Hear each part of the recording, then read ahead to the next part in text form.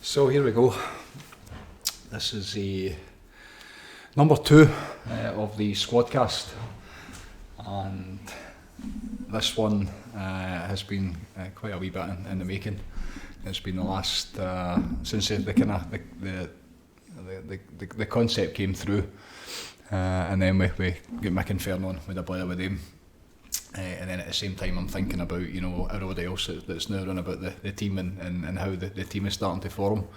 And, you know, again, the desire and the intention's everything with us. And for me, I suppose, with the way that it's went this year and how things have unfolded and who's been attracted to it and who's kind of really stuck about, to the point where now involved in it. You know, the last wee while I've been talking about how the vortex now, the mission, it's not just with me anymore. There's more than myself pushing it forward. There's more than myself working on it, driving it.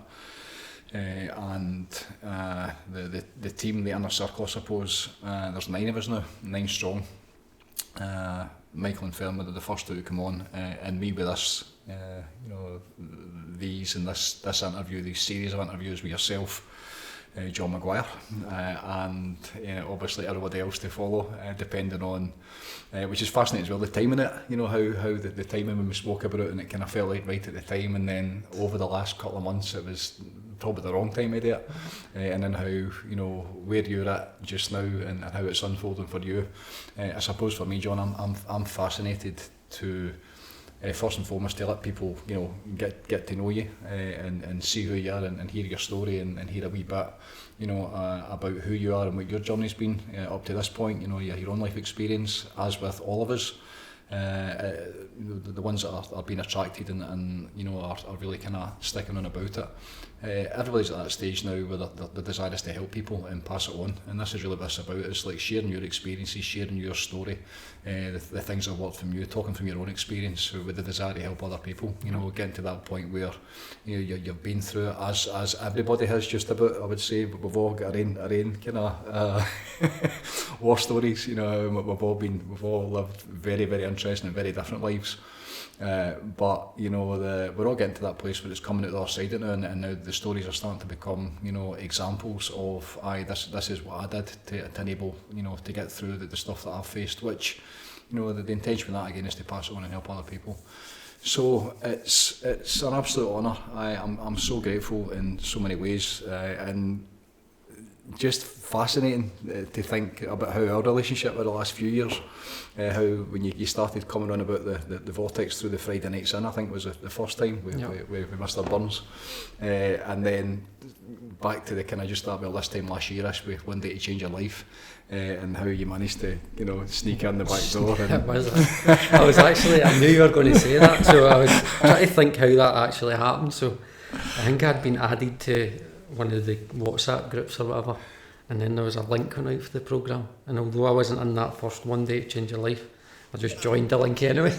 That's what it was, because you're invited to the first One Day to Change Your Life, and then when you didn't come in, and I think at the time I knew you, but again there's so many people within the vortex, you know people, but we didn't really know each other, we do now, you know, so it was just interesting watching you come in. So. And then there was a couple of culprits that you'd thought had kind of leaked the link, remember? Matt Burns basically fessed up there, he basically... He said, sorry, I think I've sent John the link for that, but that's how I kind of got in. But the Friday nights in, yeah, that was how I got round about it, but it was through Dixon, playing golf with him at the Mar Hall, and he'd kind of heard a bit of my story, because I'd been to a TEDx event with Richard, and there was a woman speaking there, Madeline Black. She was talking about her experience. She'd been gang raped or whatever when she was younger, and then how she transcended that by just asking her, changing her perspective and asking her what did they need to go through to do that to me. And that was a kind of like a light bulb went off for me in that moment, is like, how can she think about that as the victim? Well, I was probably still in that mindset, but... What year was that? That would have been 2019. Okay. And I kind of... 2019 was a kind of big year for me, because I didn't work, I don't think, the whole entire 2019. I kind of tried to make a run at making a property portfolio that was going to kind of sustain me. Okay.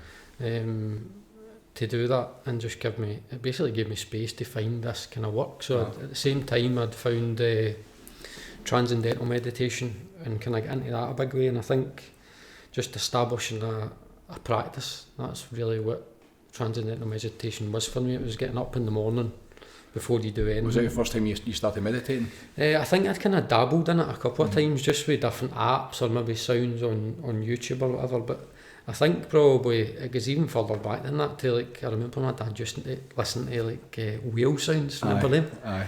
It was like whale noises, and like I quite like that probably. Because I had the impression you kind of grew up with it in your household with your dad all about qigong and kind of yoga and all that kind of stuff. Yeah, my mum was yoga, my dad was Tai Chi for the two of them do Tai Chi. Tai Chi was it? But yeah, a long time, like maybe 30 years now. So it's been a long time for them. But I think just recently, just finding out my dad's kind of journey as well, because it's the thing that we're trying to do with this conversation and these series of podcasts is normalising what meditation is and normalising it all. Normalising it all, aye. So found the transcendental meditation. That was the first time I really gave it a good go. It was 15 minutes in the morning. That was 2019. 2019. So and why? So what was the calling towards meditation? When did that kind of? I think all this stuff they all coincided with each other. So the TEDx talk, hearing that and speaking to Madeline about that, just that was a kind of an awakening for me in that time, and finding different books. Like started on that personal development side, and then quickly went to the spiritual stuff. It was like James Allen and Neville Goddard, like they kind of books that people had said their name and then just like, right, what is that? I'm going to go and look that up, and then actually having a call into then preferring that side of it rather than the businessy stuff. Yeah. And so just all that time, that whole 2019, and again it was just space, because I didn't do much in the way of like work. It gave me a space to find all that stuff. I had time on my hands for the first time probably. So that point there, so wind it back all the way back, because the whole thing is like the story as to how you got there. I think it's really important for people to know who you are, and see how you got to this point and what it is that actually attracted you into it, and then we'll talk about the benefits you get for it, the things you've done in the past, the things that work, the things that don't work. But really, really important is to who are you? What's your story, brother? So I just a normal lad, Cokeness, born and bred, just a kind of middle class family. The thing you're asking me to go all the way back, but that for many years was a problem for me, just because I couldn't remember much of my childhood. It was like knowing what I know now. Like we build these barriers in our mind to protect ourselves for trauma, I suppose. Like that's what it is. So and kind of normal childhood in the house, but outside the house, some troubled times kind of thing.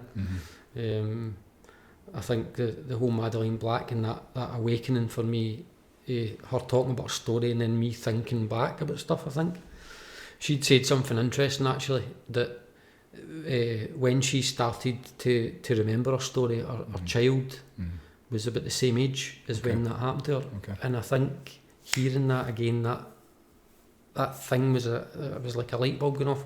My daughter Mia was round about the age that I think a lot of the kind of stuff happened to me. It was a sexual abuse, not in my own house, but in another family member's house, like for years probably, after school every day, going back there because my mum was at work or whatever, and staying there until she came. So kind of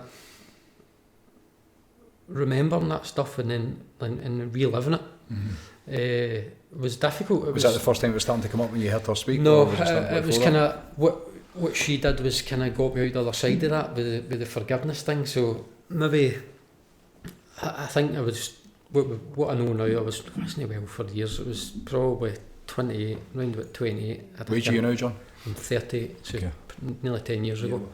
I'd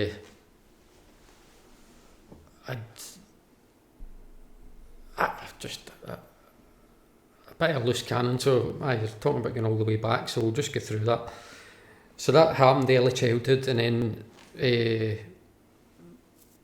just very normal. Played golf all my days. Played football. Any good? Golf. Aye. But well, some would argue. We need to see. I actually, again, thinking about this on the way up, and it was what actually is golf, and it's just the person that's in the most alignment in it. That's it. At any given day. So absolutely. All sport is, isn't it? That's what life is.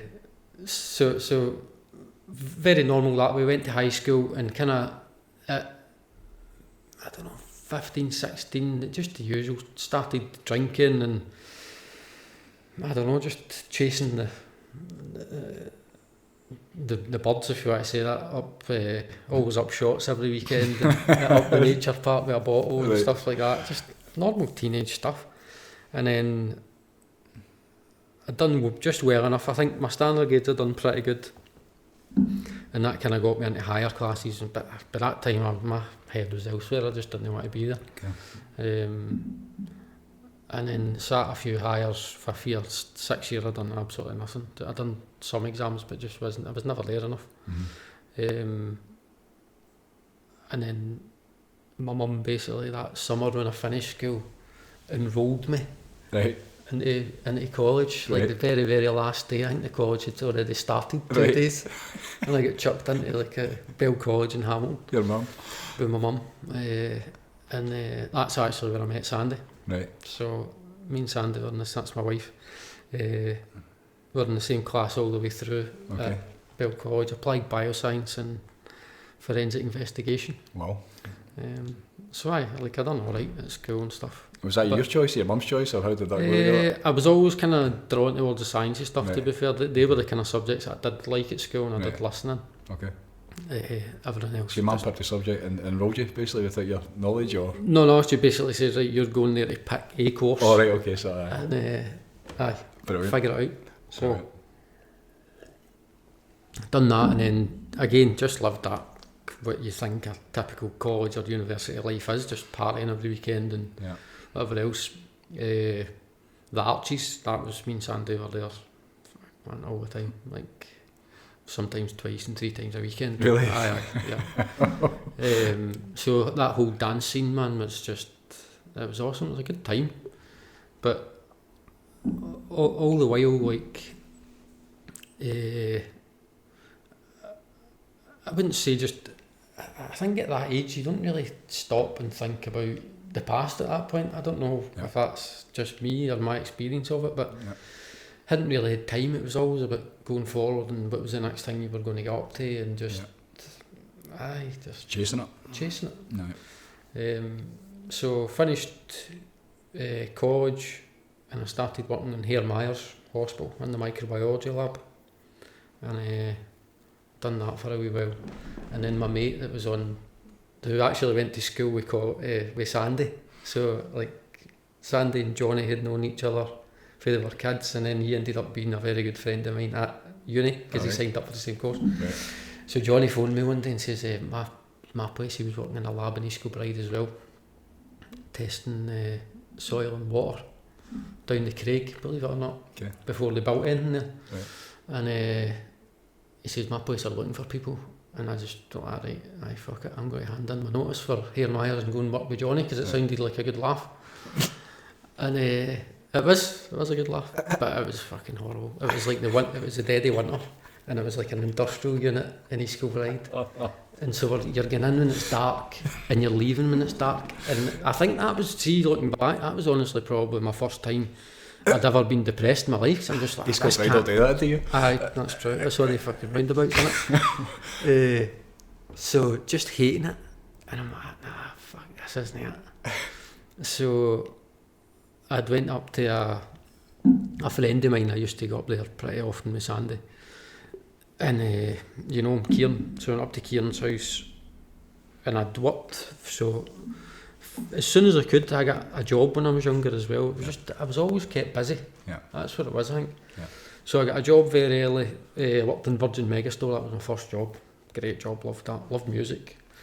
But also kind of every summer through the holidays, I would be out helping laying floors and labouring for people and stuff like that on building sites, kind of we were 14 right through to like the pocket money aye, all the way through to a finish, you know, kind of. Right. So I was telling Kieran, like, I absolutely hate that, like, it's ruining me, like I can't do it anymore. And he's like, start with me tomorrow if you want.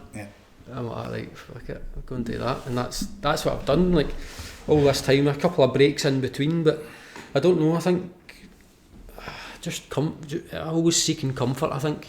Like, with people I knew, and I knew them pretty well, they were like family, and started working for them, and just, I did enjoy it, that was it. There's some change, some shift for what you were doing to aye, it was, and I can't quite put my finger on what it was, if it was being a different place most days, which I quite enjoyed. I didn't like being tied to an office or a lab every day.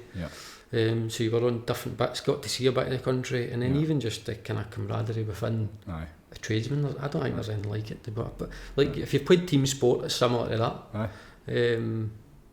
So that's like, that was it. I kind of enjoyed that, and as I say, a couple of breaks in between here and there, but I think 28 probably was the first time I'd really actually probably stopped ever in my life, and it was kind of,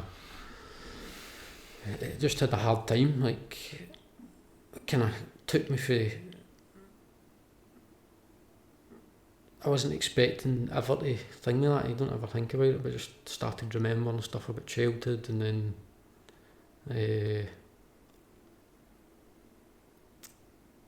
I think at the same time I had a perineal sinus, which is like an ingrown hair down at your butt, and I had to get operated on for that. So that was like a spell of maybe 4 or 5 months in the house after that operation, just different infections and stuff like that. But that, you've said before about a spiritual intervention, and I believe that's what that probably was just giving me time to heal, to find stuff, to stop, to rest. For like probably the first time ever, just like I said, always busy, always what's next, or goodness at Mars. So what was that like when you stopped, when you actually had the space? It was hard. That would be really hard. To be with yourself. To be with myself, but then even spending that time in the house, like on the flip side of that, probably was even harder again, was actually going back to work, and then people obviously knew I was in for an operation, but that kind of coincided with just like depression and whatever else. And by the way, like, just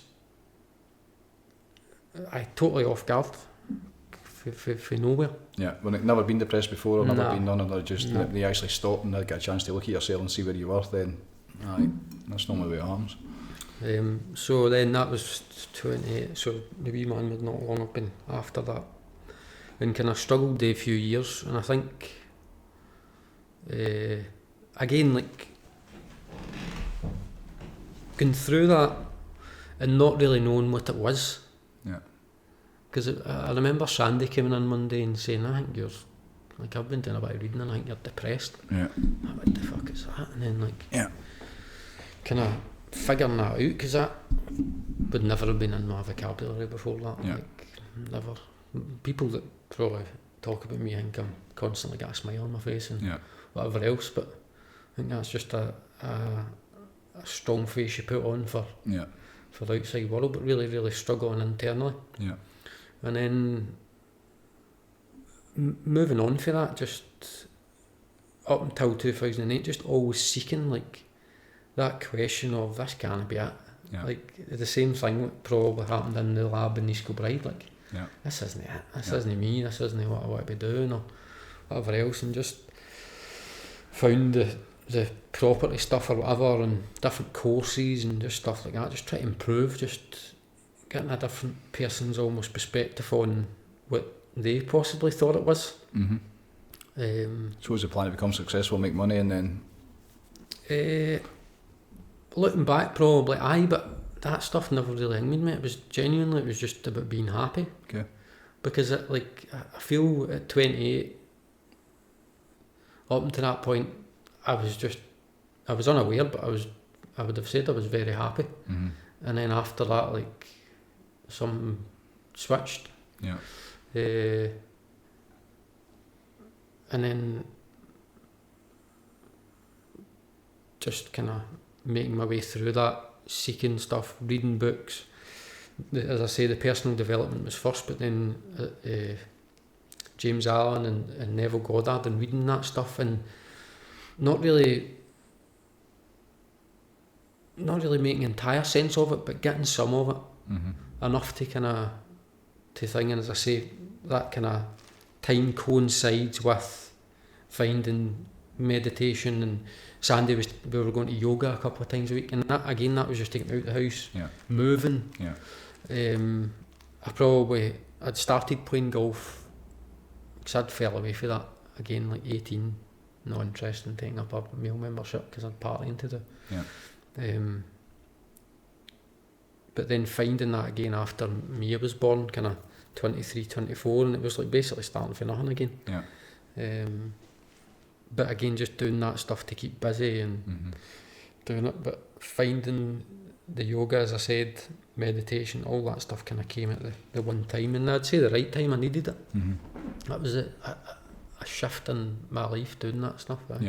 For sure. So it's always fascinating how it finds you. You know, how you're really needing a bit of space develops before you find yourself being attracted to it. It's just a different stage again, isn't it? So then all the way up, as I say, playing golf at Mar Hall one day, and Richard knew a bit of my story. I'd kind of shared a bit with him at the TEDx talk, and he said, I was up your way recently. I said, really? And he said, I was up at the Vortex Centre. I said, what is that? He said, you need to go. You should go and see Jim. And I think I texted you not long after that. Okay. And I came to the first Friday night in, and was just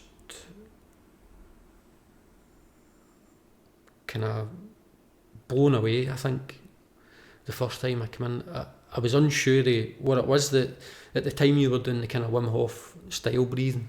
When was that? Was that kind of... That would have been 2019. 19, aye. So the Wim Hof stuff, and I was struggling in there to keep up. Like, I couldn't get the breath in quick enough through my nose for whatever reason. And come back a couple of times. Had some really good, sessions in that time. Found the ice was awesome, like just even for switching off the head. And I think in the ice at the time, I would have been using the TM to just silence the mind to get in it. Because I almost found I could like do that pretty quick, just be getting into that practice in there. So then coming back, me and Mark at the time and Joe, we had a thing we were going to try and come every quarter, because we were leaving here on the Friday night absolutely buzzing like that. I feel on top of the world for maybe a week, 2 weeks, sometimes a month, and then like starting to feel a bit flat in that again. And then we would come back up for another Friday night, and that process kind of kept happening all the way up until... They were intensity Fridays as well. That was a different thing back then. They were, but I also remember the switch. So I don't know, this would have been later on, maybe just after COVID or during. Right at the start. Right at the start of it. 2020. You had kind of switched it to the Buteyko stuff, so it was a slower breath. And I found that was always right. It felt good for me. And that went back to doing either the yoga or the Tai Chi. It was always locked into that low, light, breathing, slow and deep breath. And had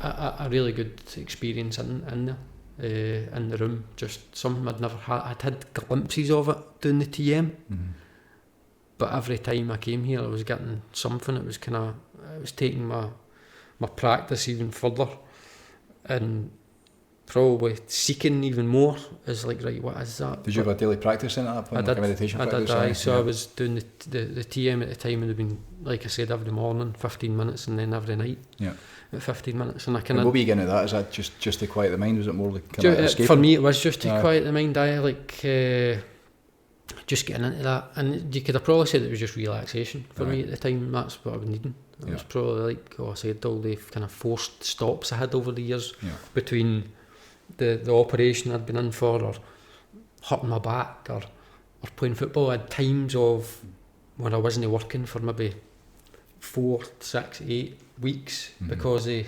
something, a back injury, or hurting my ankles at football and couldn't work. So these were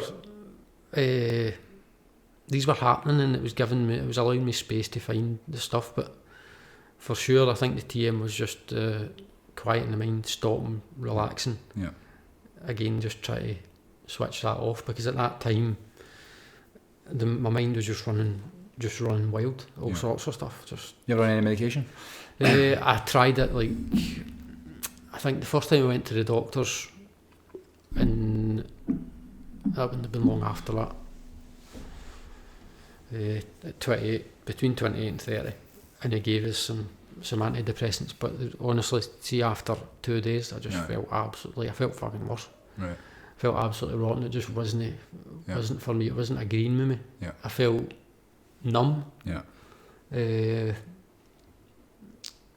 I not been able to feel anything really. Yeah. Just in a bad way, and then just really struggling to get to sleep as well. Yeah. So that didn't work for me ever. Yeah. And obviously I'd tried other stuff. I'd went to a couple of psychologists and stuff like that.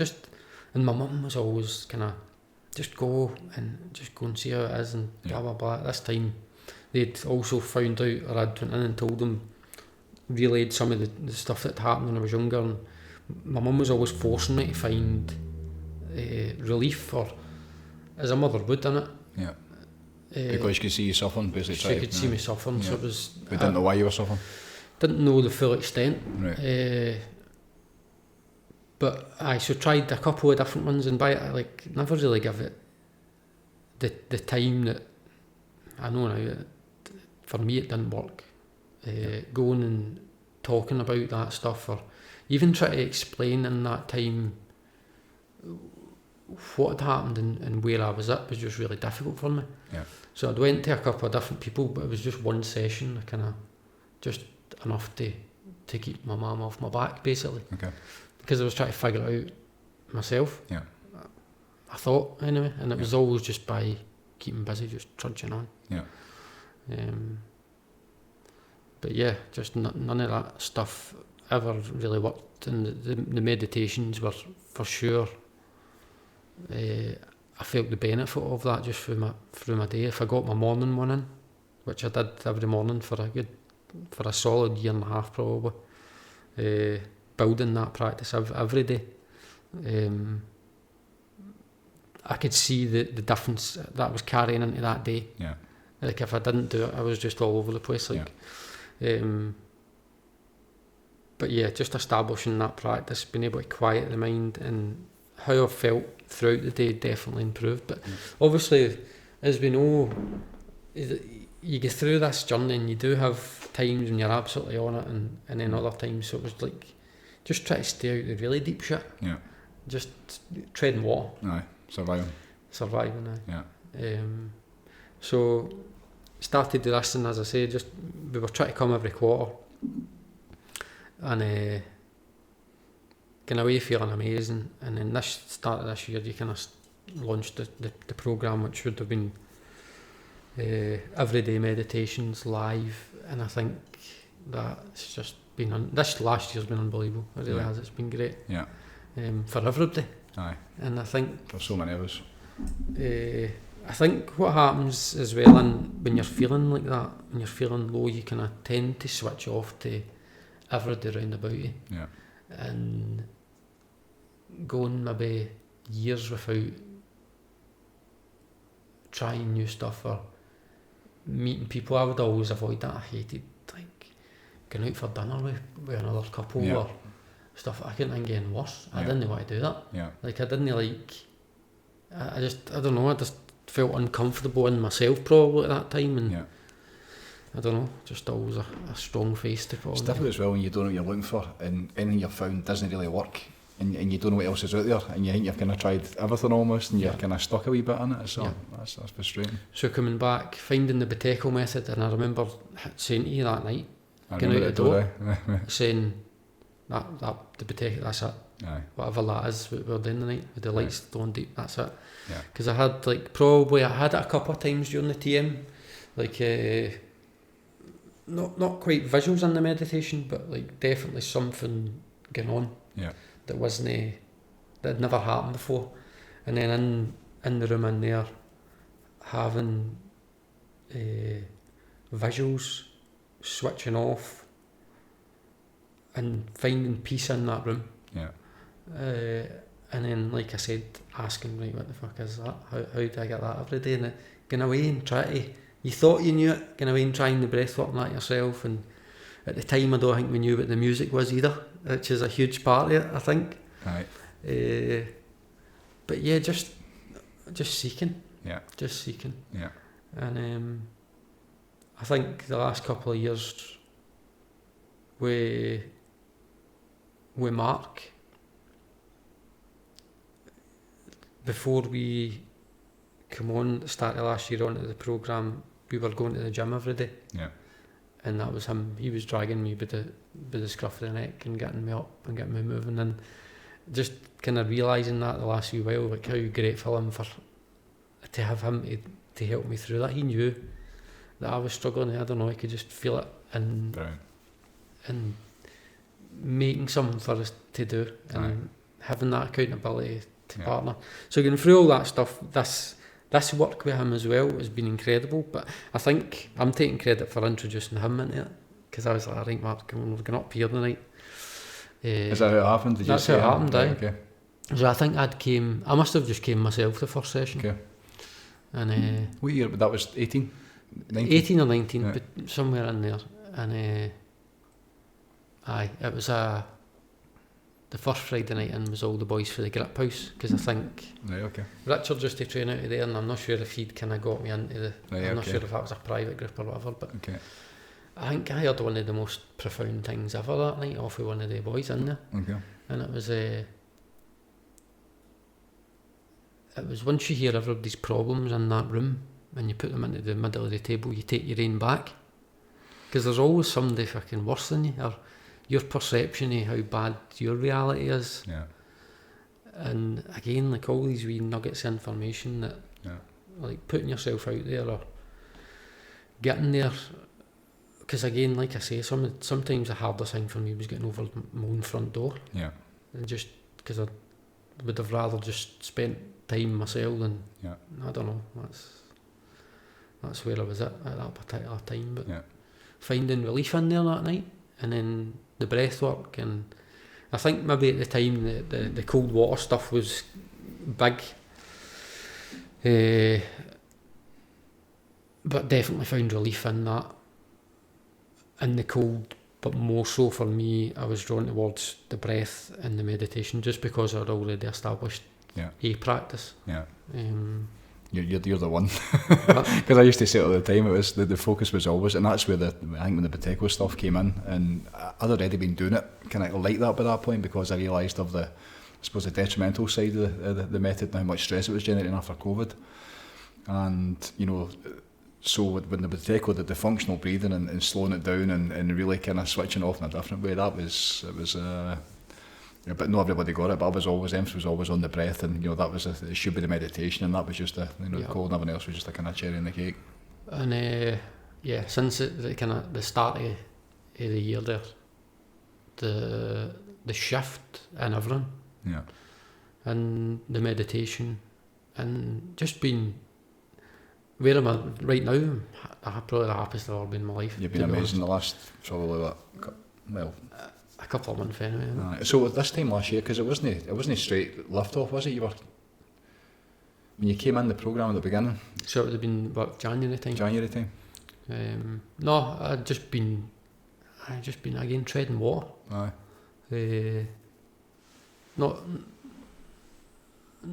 I wasn't doing too great at the start of the year.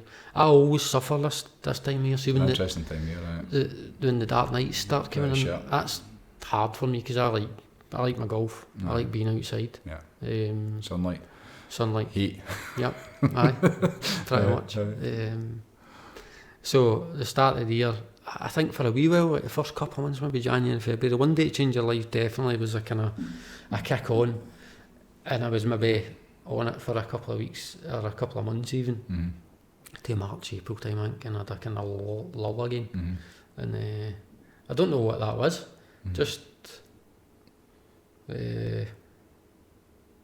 I think the first couple of months there wasn't much. There was so much going on. But it wasn't until we really started the tour and we started the Breeding Believes and we started, you know, the online stuff and the community started to really. Yeah. We were all kind of getting to know each other, I think, and then things started really taking probably shifted up the gears, didn't it? I think it was just probably the time you went every day. Aye. And I've said to you before, I think for a lot of people it was building a practice. I'd built the TM, but probably fell away from it a wee bit, just but building that practice again with everybody that kind of stuck by it this year, every morning 5 o'clock, and if I wasn't doing that, like me and Mark were still, before you done the lives actually, me and Mark were going to the gym and it was like, what recording are you doing today? Like, because you had a bank at that point with the Sundays and what other days? Yeah, a Wednesday morning, wasn't it? Right. So it was like Sunday service and Wednesday morning. And me and Mark Rise and shine. Wednesday morning, rise and shine. Me and Mark would try for like at the gym, and then like what meditation you doing today? Oh, we'll do the one for last week or whatever. So I'd always used to say to Mark as well, like, when we would leave, I'll see you on the other side, like, because the two of us would intentionally pick the same meditation or try to, or it would be right. What one did you do yesterday? Oh, it was a cracker. We'll try that one tomorrow. But again, like, I've been very fortunate. I was saying this to Maguire the other day. Like, I think how close we became over this year is just the proximity, how close I live to you. It's just been great, and it's just like, I think Boys Club's been a big thing. Every Monday night, it's been a great class. It's been for people that have been really round about it and keen. There's something about the timing of it, you know, and then the way that I've been this year in terms of trying to get it out there. So it's been like the perfect storm for everybody. You know, everybody's winning at it. Did we start that at the very beginning? What months did we start Boys Club? Oh, it was yoga for men. Right. So I think I went to one of them. Aye, that was always a Monday night, and that was to the public. And then when the programme came in, it was Boys Club that came through it, and the intention was to switch it over to it was programme members only. Yeah. And that's what happened, you know. And because the same group every week, and the shifts were taking place, and the morning meditations every single morning, 7 days a week, and you know, the time we got to know each other, but the Monday nights were just, they still are, you know, they're incredible. It's an incredible group. It has just been, it's about building friendship, isn't it? And again, like, if you've never played team sport, it's very much like that. It's like the camaraderie in there. As you say, it's the people that have stuck with it, isn't it? I'm struggling to forget a night that I think I've missed one.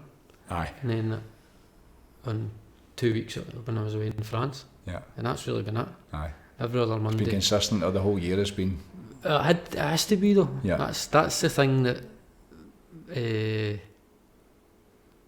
That's the thing with absolutely anything in life. I feel is you need to be consistent with it to reap the benefits of why you're doing it. Well, I think with this and the way you have all been drawn towards it and the work that's now getting done, it's very different. There's been loads of different groups of games since this opened in 2016, but seeing who's there just now and the people that are around about it and the people that are actually working in it, it's a different thing altogether now. It's like grown-ups, you know, the people that are drawn towards the mission with the capabilities and the skill sets and the maturity and the desires and the ability to go and do something about it is fascinating. No, it's been brilliant. It really has.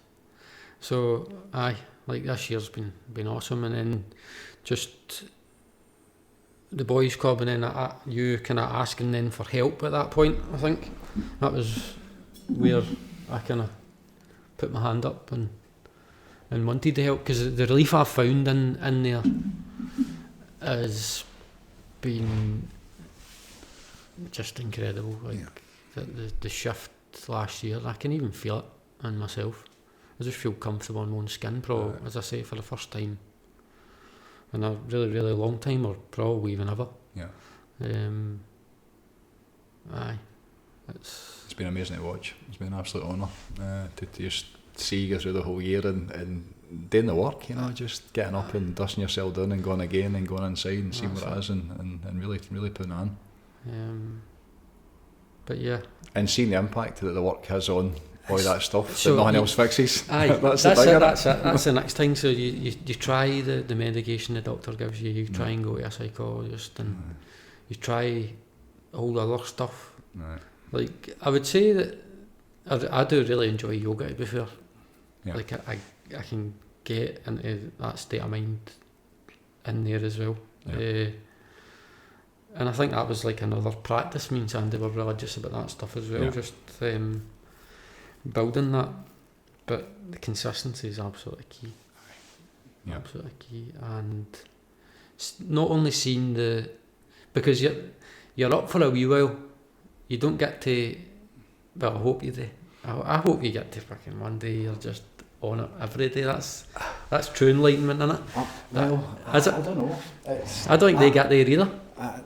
No, every day. I had a period of that. I've spoke about it. Like it felt about 9 months at one time where I was just on it all the time, in that state of bliss. And it was at the end I was bored. You know, you end up causing trouble, causing contrast. Just to give yourself something to do. It's a fascinating thing. You've nothing to compare it with. So you see that in yourself, and you might be happy and hanging for really good for a spell. And then, as you just said there, the contrast kicks in. But the thing that's amazing about this group is you see the change in other people as well. Like, if you go back even to think about the people that were on the One Day to Change Your Life that I was on in January, Myra, Michelle, Marnie, Sandy came, like that. But I think Sandy must have been later. What did we do? I think February, was it not? Did you do one January, February? One in March? January. Aye, there was one every month.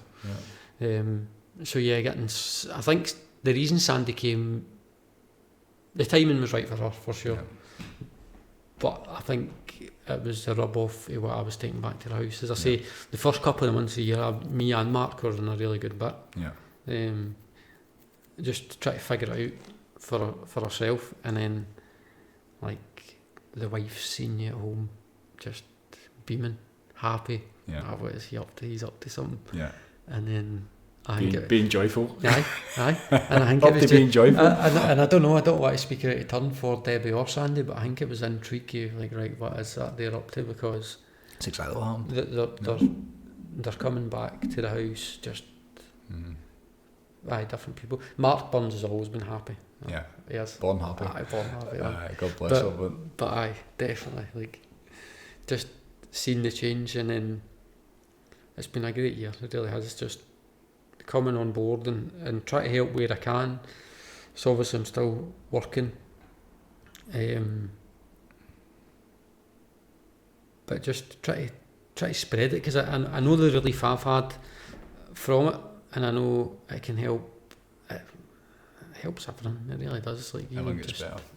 And the way you're doing that, for those that don't know, John provides the reels, all the reels, every single one of them, just about. They come through your hands. You're the man that puts them out there. So grateful. And you're on a roll now. I've been loving the last couple of days. It's been brilliant watching them.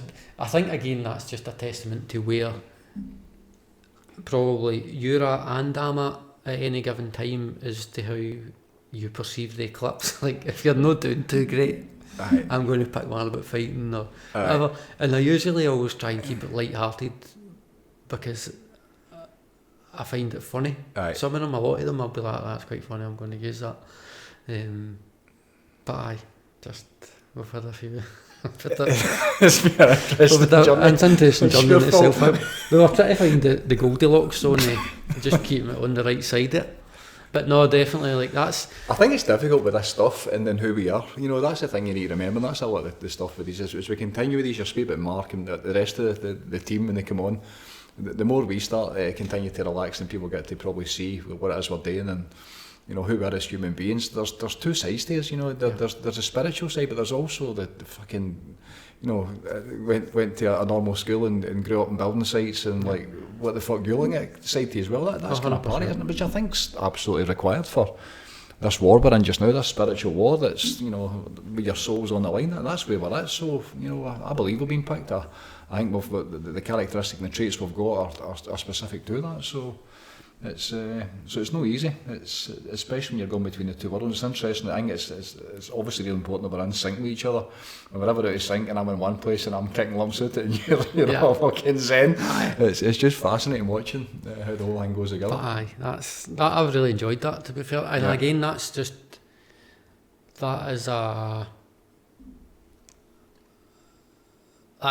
positive for me, as in it's something that I enjoy doing. It keeps me just busy enough to still be there. I enjoy doing it and putting them out and keeping busy on this stuff, this journey that we're on, and hearing more.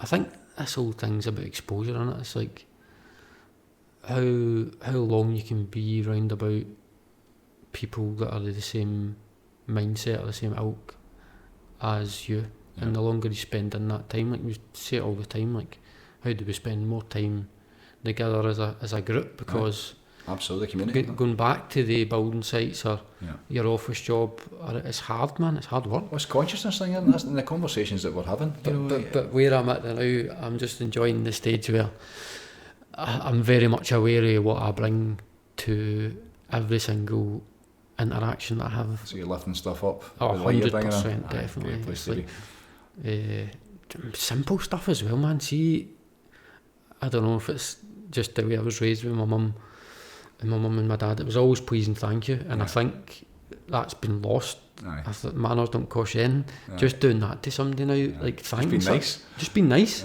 And seeing their reaction to it and how they switch. I think I've had that a couple of times this year. That's another thing as well, is on this journey we're on, like you think that you get a wee bit of knowledge, or you've been made aware of something, and then before you know it's gone, right? And then months down the line it'll happen to you again. So I think I had this through the summer. It was a realisation of what I was bringing to it. So I got up early for a haircut. I think I've told you this story. I got up early for a haircut. I go around and the barber's not trapped, he's not opened. Alright, fuck. So I'm standing, I said I'll give him kind of 10 minutes. So I just stood at the shutter and had a wee meditation, and then didn't appear. So I'm like, alright, I need to go to work, and it was getting on. So I walked back down the road and I met this guy. And if you ever find this, we call you denim jacket guy. That's what me and Sandy know him as. I don't know his name. I speak to him nearly every day. Just a nice guy. So he always says hello to us talking away. So anyway, he's like, I've got walked back down the road, and I'm just about to turn into a drive. And he goes, oh, how you doing? You're up early today. And I said, I was meant to get a haircut, but pulled in the trap. And then me saying that led this guy into like a doom spiral of complaining. Right. I'm like, I've just fucked that guy's deal. Just with me, like I wasn't even meaning it to complain, but he's just took that. Right. And then I've just fucked up his day. Yeah. And whereas where I'm at the now, in a good bit, and just seeing what you take to people. It's awareness. It's that awareness what you bring to it, isn't it? I think even working with young Darren now and all, how I can see the shift in him as well. Just being, it's like I said, what you take to any given situation, you're going to reap the benefits or the consequences of that, depending on what you take into that. Yeah. So seeing that shift in him about thanking people, or this might sound so fucking stupid as well, but calling people sir. Aye. I do that all the time. Aye. And Daz is picking up now. And I don't know, it's just a thing that I've always kind of said. Yeah. I think they still do it on shots, don't they? Probably. By the way, that's maybe where I got it from. I was drinking my bottle in the fucking nature park. Some parts. Just that's funny you say that. That is a shot thing, isn't it? But even saying that to people, somebody like giving that, it's a respectful term. It's the first interaction, or how you doing, sir, or whatever it is, and just taking that in and seeing how people change their what would you say, it changes everything. I bet it changes what they're going to then bring. Of course it does. As you say, you're lifting them up just even just by acknowledging them. The last wee bit I've been finding myself, I don't know why, I don't watch ever any on YouTube, and it was like the Japanese school system about how they feed them, Right. How they feed the kids, and how there's no processed food, and it put me on this kind of really interesting journey for a couple of weeks, just looking into like how they're raising their children, and it's all about that, you know, it's about the respect and you know, mindful of each other and the environment and the community and your elders, and it's the whole thing. That might be a golf thing. A golf thing? Just ingrained into you, innit? Yeah. Like 10-year-old about etiquette and how you treat other people, and then how you expect other people to treat you. And that's all missing. You know, when you look at back, you look at families and how they've been split up, and many laddies through this place, you know, they grew up without a dad, or you know, or were raised, but mum's out doing 2-3 different jobs, and they're getting raised with whatever, you know, and so they don't know. You know, and it's a huge part. We need to bring it back. That's when you see like yourself and Sandy and families and marriage and Wayne's and which seems to be that is the way round about this. That's something we're absolutely trying to be about because of that. That's a big part of it. So it's been great, and then doing the reels for you and help out, and then like the ceremony weekend, man, was the most rewarding thing I've ever done in my life. More rewarding than the original individual ceremony? Aye. Yeah. And I think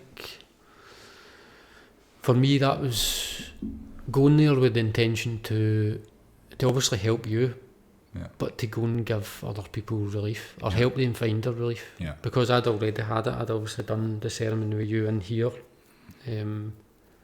previous to that, but going just with the sole intention to help people find relief in that, and then them getting it, but also what I got out of it was just like not expecting it, like not going there for that at all.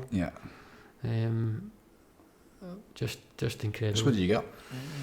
So just a kind of another layer to the puzzle, if you want to call it that. I'd round about that probably that same time, and by the way, these all this stuff aligned round about the same time as all this stuff was coming up. Was there was a squad walking up in Oban, and for whatever reason one of the boys got into bother at the pub that night. Shouldn't have been drinking or whatever, and got lifted. So me and the guy I was working with at the time, Jim King, shout out to Jim, we get sent up to pick up the boy, get the boy out of the jail, pick up the van, and then bring them home. But on the way up we got just by the Green Welly, and we were the first on the scene, a head-to-head crash, like a kind of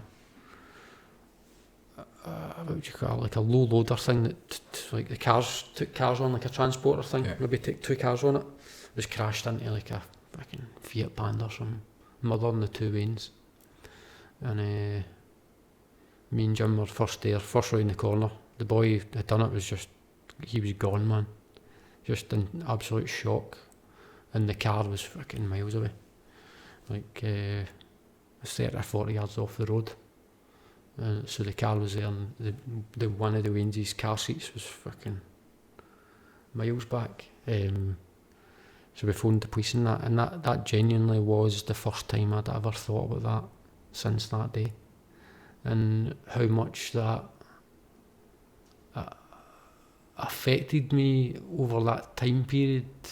It definitely did, but I didn't know it until that ceremony weekend. Wow. And again, just being in that space for healing, going up there with no intention to get in for myself, just putting that on the line to help other people, and then coming away with a massive shift for me, because it gets to that point on this journey, and I don't think that'll ever go away, is like that question of what's next. If you're still having these ups and downs in your life, the highs and the lows, if you will, then you want to rid the lows as much as you can.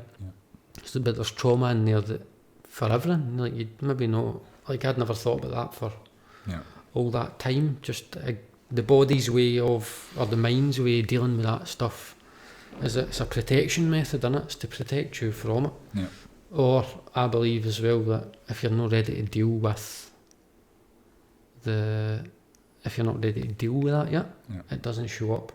So that's kind of what I got at that weekend, was that thought entering again, and then kind of just being able to put myself at peace with that, because I think for a long time I've always held that a bit of guilt almost, as could I have done more in that situation to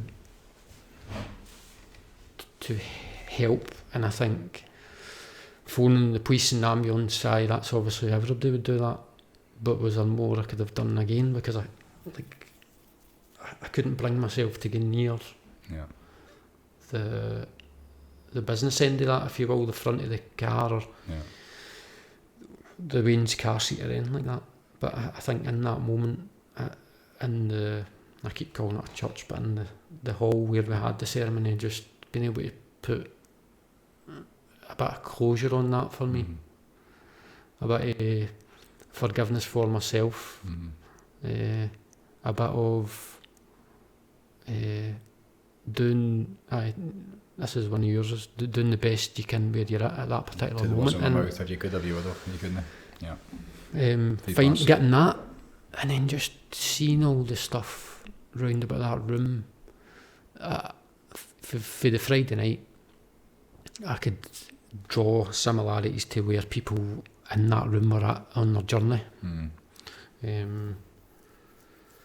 Seeing that from my perspective and in my life, like there was so many similarities and synchronicities in that room of similar stuff, and I think that's why this is now really important for us to talk about this, like the abuses and the suicidal thoughts and the treatments that we've tried that didn't work, and now finding something that absolutely does work. And then for me it's been really special this year to know that, one, you're not alone, two, you're seeing other people finding their relief as well. It's not just you're an outlier in that, and maybe only half of the people that come through the doors get it.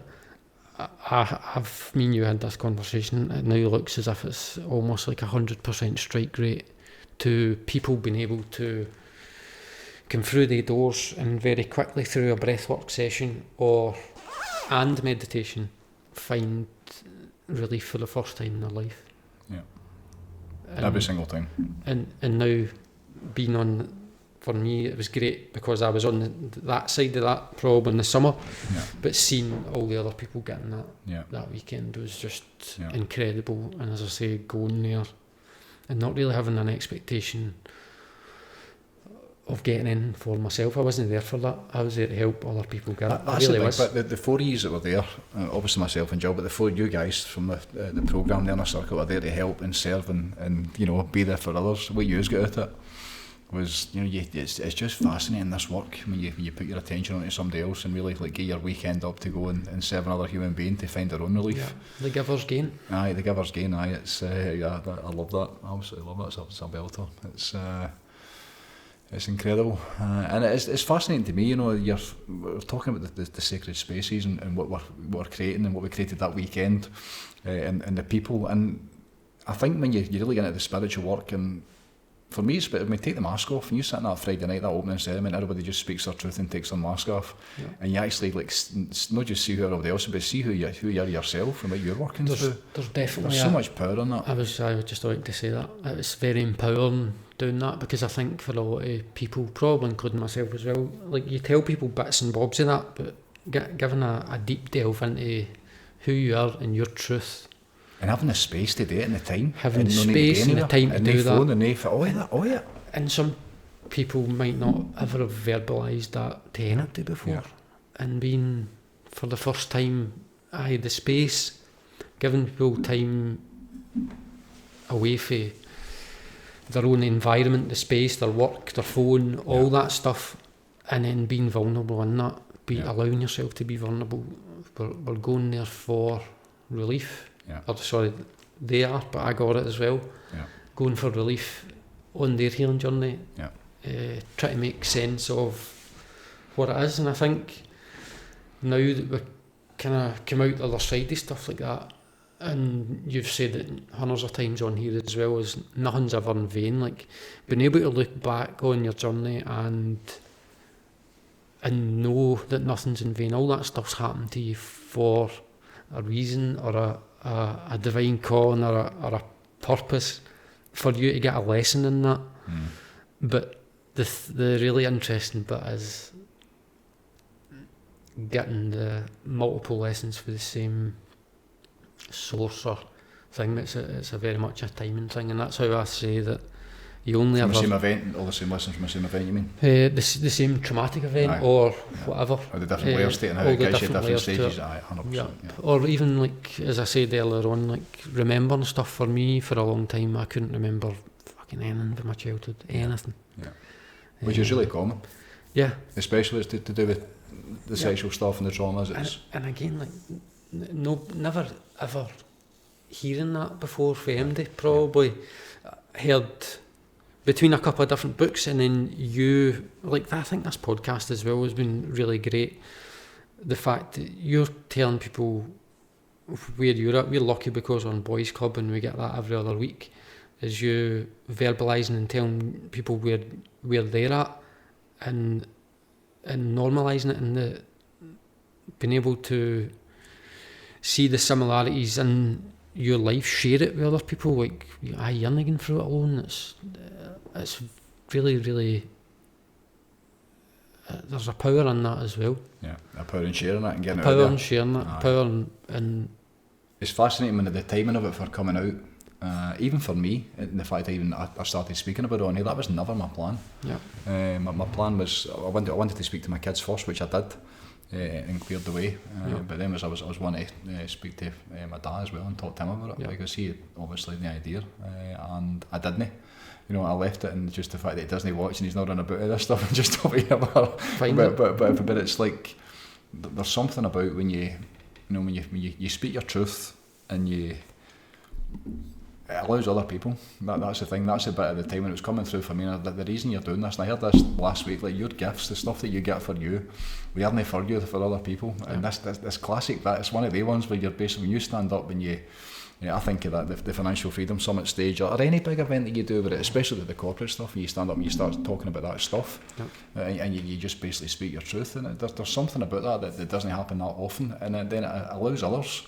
I think that is, there's not enough people in the world telling their truth. That's it. That's why. Well, the interesting thing powerful. After it, you always get, you get a minute, and you get, and that's I think that's why we do it, and that's where now, that the timing where you're speaking about, not just yourself, but there's others within the group as well, because we need to show the solutions as to how you get beyond it. I mean, how many people have suicided because of childhood trauma, whether it's sexual or physical or mental, whatever it is, how many people like start digging that hole? It's me and you have both been in there, and they don't get the option or any way, just through their environment or their ignorance of not knowing a different way out of it. I think what it was for me as well for a long time was just, I keep saying keeping busy, but it was filling my life with probably other addictions, whether that be drugs, drink, gambling, all that stuff. Like, just then realising that, again, this is just my perspective on it, but the coping mechanisms that you build for yourself just to take your mind off of where you're at that given time. All the addictions, chasing the stress, doesn't matter what it is, choose your poison. And I think that, and this is where this stuff and what we're doing, like with the ceremony and with this specific work, how everybody's getting the results. The intention is to go in and face it and get it up and deal with it and go to the source.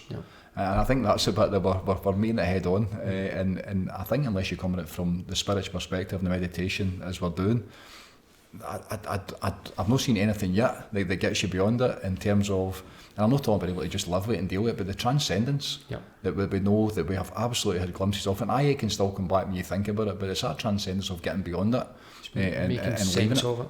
Absolutely. And then, as you say, nothing in vain. That's a commandment, because every single time when I see who you became, and you see the lessons, and then, you know, when you break the chains and you pass it down the line and we educate other people as to how you found your relief, it's like, of course it wasn't in vain, it almost had to happen. Oh, 100%. You know? Definitely. Aye, nothing in vain. Aye. I love that. It's and all that about going inside into your heart and meditation and reconnecting back in yourself, that's the bit that needs normalised. That's about where you know, grew up in Coltness and Wish, you went to the same school together, you know, building sites, just a guy. I mean, you're talking about the same experiences that I've been having for years now, and other people are having the same stuff, the same relief, the same healing that's taking place, no matter what the fuck it is.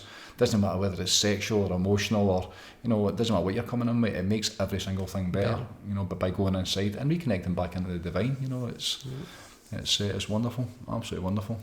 So where are you at just now? What bit of the journey yet? What's happened? Because the last couple of months have been, that's been, I've had the popcorn now, it's been great to watch, you know, so what it's been wonderful. No, where are you at? What bit are you now? The meditations for me have just switched up, like, that's, how far down this rabbit hole do you want to go? Speak your truth. It's interesting. So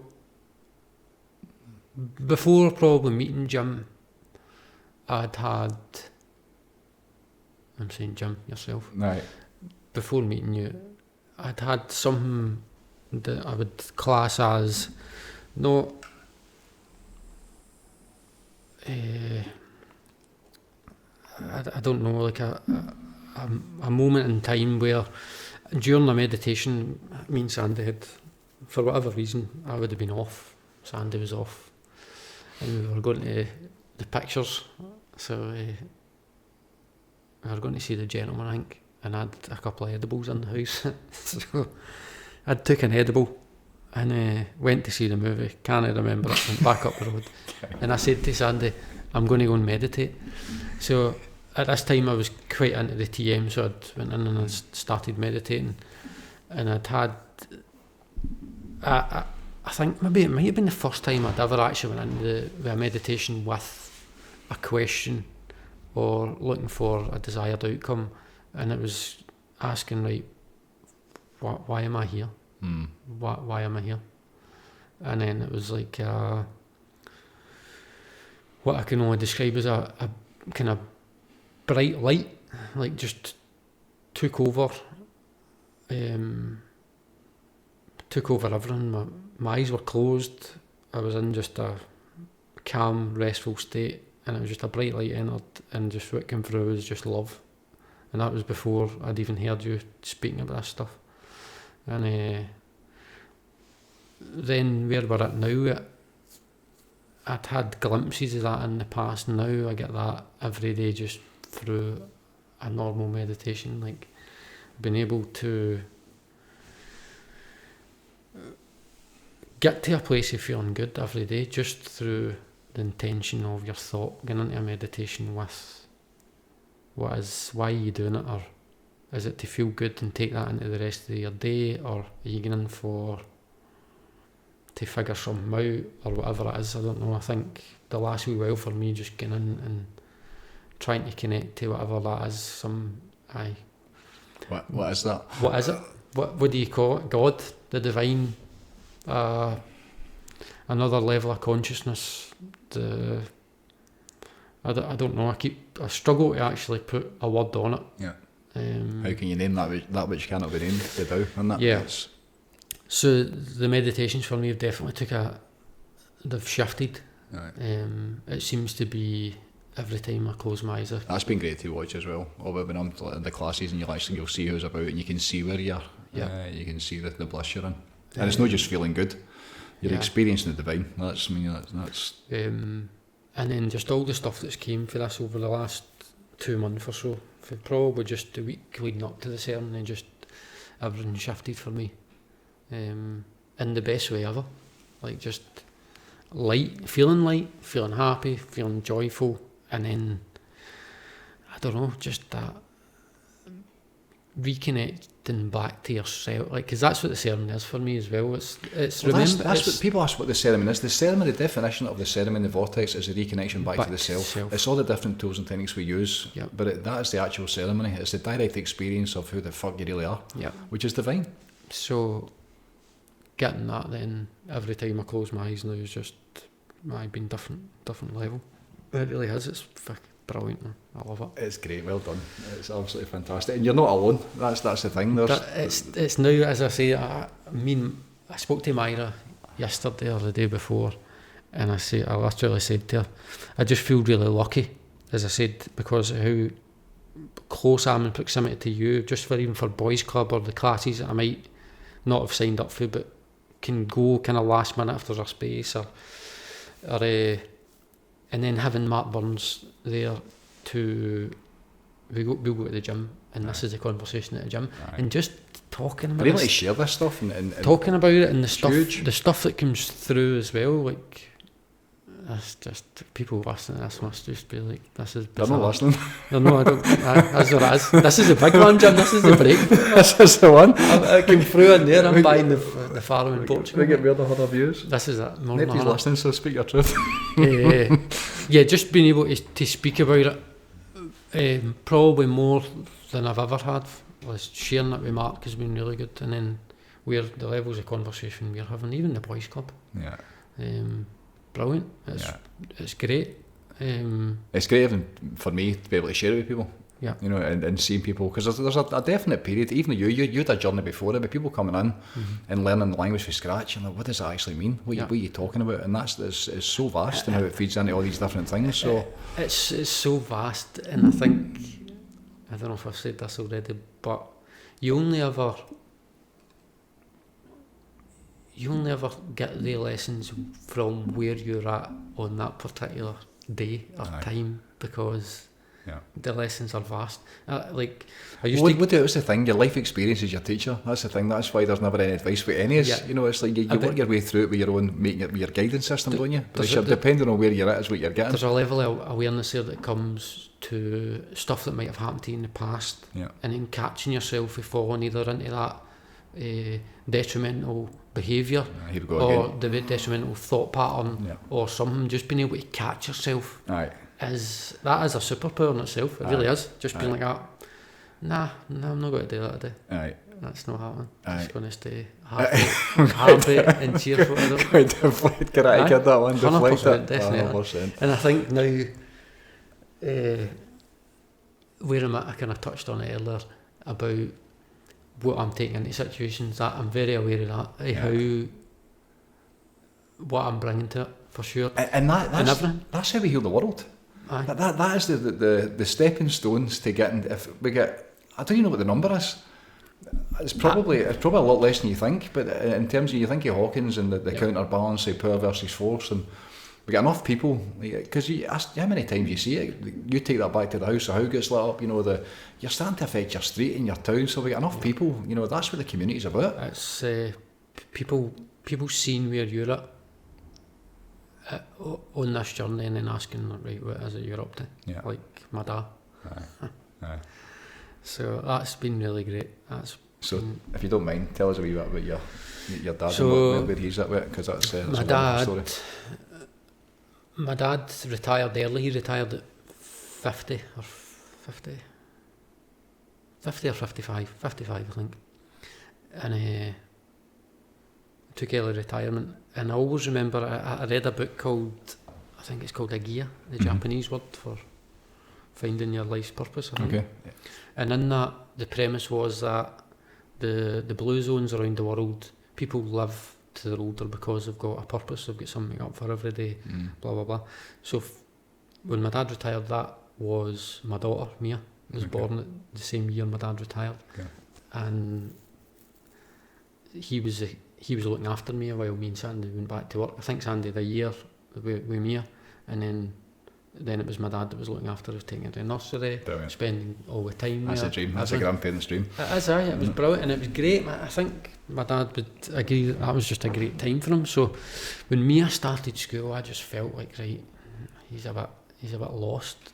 And then what happened was he was listening to the radio one day, and it was something on BBC Scotland, and the guy on it had Parkinson's, and I think it was like a Parkinson's awareness thing, and they were going through like symptoms of the Parkinson's, and it was like, I can't remember, my dad would tell you, but he'll be on at one time or all, on the Godcast, I think. Squadcast. An interesting guy. So the guy who's going through... Our love of cycling and there's so many different things I'd love to talk to him about. So he's going through the symptoms and my dad says, I forget that. It was one of the ones was his writing would taper off. He would start writing normal, right, and then it would go down almost to a squiggle. Okay. I think he'd a kind of maybe... He never had the tremor early on, but just different stuff was happening to my dad at the time. And he went, and he's like, I've got that, I've noticed that. And he went to the doctors the week after or whatever and basically got tested for Parkinson's. And been diagnosed with it now. Parkinson's, for my dad, for the first maybe 10 years, you couldn't tell. He was absolutely, like, the tablets or whatever he was on at the time, it was... he was fine, it was kind of... He was coping with it, he was getting through it. Just, I've noticed a big difference in him just the last couple of years. And more recently than that, I don't know, I think when you get older, and I don't know if this is the same for you, but I kind of drifted away from my parents a wee bit. Just try to figure life out myself, I think, that's what it was. Because my mum and dad did everything for me. And now Sandy does everything for me. And Mark Burns. Mark Burns, aye. So, try to figure out, so last weekend or the weekend before Sandy was graduating, and over the space since Mia was born, I think I've been for one coffee with my dad. Right. Just the two of us. And he says, what are you up to? And I says, oh, nothing. This is after Sandy's graduation. He says, do you want to go for a coffee? I'm like, brilliant, let's go. So we done it, and then he started asking me questions about the meditation and the work I was doing and all that stuff, and we had a great conversation. Where's your dad, John? My dad's 72 now, so he's had Parkinson's for the best part of over 15 years. Okay. And more, as I say, more recently just deteriorating, I would say. Okay.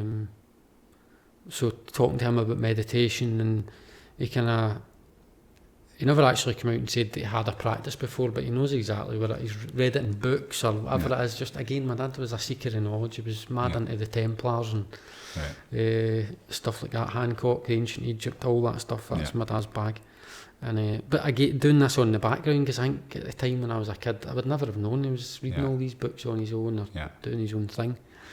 So now just being able to kind of talk to him about it and share it, and then I was then telling him about the kind of the energy work that we'd been doing together. And he says, oh, I'd like to try that, or I'd like to try some of the meditations and the breath work and that. So I think Saturday night he phoned me and says, what are you doing in the morning? My mum's away to Stilwell Castle. And I went round and we had a kind of meditation on. He was lying down in the bed, but he was just fell asleep instantly, just relief. Right. Out cold for maybe an hour or so, and then coming round for that, he was just different. He just changed. He was lifted. He was lighter. He was sitting up in the chair, speaking, because that's another thing with Parkinson's, is that your voice goes. You need to keep training your voice. It's the how loud you are. So he's constantly working on his voice as well, but he was sat up on the chair after that just talking, and just seemed like my dad again, because sometimes I think when you get older and you're not around them every day, the changes that you see in them are drastic, rather than if you see them every day it's less quick as well. noticeable. Even for a few weeks you can see a massive difference, depending where they are. So after doing that, and then we had my dad on the experience last night? Jesus. Last night. Just last night, And just incredible. So he's got like he wears a kind of wee pulse vibration thing that's taped to his chest that stops his shake and a tremor. Okay. So during the healing session he took that off and he was fine, no tremor, nothing. And maybe for a couple of hours after it as well, sitting up in the chair with nothing on, brilliant. And then last night during the experience had it switched off again, and then I didn't realise he wrote you a review, but he wrote a review on Google after it saying that his tremor had stopped during the experience last night, and thanking you for it. But just being able to actually find relief for my dad is something huge. Just that kind of, again, it's the giver's gain that we talk about, like being able to do that. Like, I was on top of the world on Sunday. I really was. I was just done a really good. When you come up here on Monday night, it was a really good. Wonderful. That was beautiful. Wonderful. It was great. And then the meditation and on the experience last night was incredible. Like, I don't know how. Great to be able to share that with your dad and that generation and connect with your dad. And I mean, even having that conversation and getting to know each other and fucking having the geethers. That's the dream. So powerful. It really was. Brilliant. I'm chuffed. I'm happy. And that's another nothing in vain, the work that you've done and you opening up and you changing, because they're still the same as they've always been, you know, but it's the work that you've done and the evolution, and all of a sudden you're meeting at a different place. It's wonderful. It's awesome. Great. So I'm just hoping now that I know that he will, because on the Sunday night as well I texted him on Monday morning and said how were you after it, and he said great. How did you sleep that night? So my dad, I didn't realise this until last night when I was talking to my mum, that he doesn't sleep. Maybe gets an hour's sleep at a time through the night. Okay. He's just in a constant kind of loop of worrying about getting up for the toilet. Okay. And not being able to switch off. So the Sunday night, he said he got a solid 4 hours of sleep now. 4 hours of sleep for my dad now is like a week's sleep to normal people, and that's a huge thing with the Parkinson's as well. If my dad's well rested, he's just a different person the next day. With everything, and that's when the nervous system switched on like that, chronic stress. And what are we doing with this? The first step is to find relief. Yeah. That's why everybody gets better, because they go from that switched on, like whatever it is, and you turn that off. A lot of people for the first time ever, and you've actually that space of like, what the fuck is this? And then you're talking about going inside yourself, you know, and you start to admit it's incredible, you know, and that's something that everybody should get. And again, I think that's just the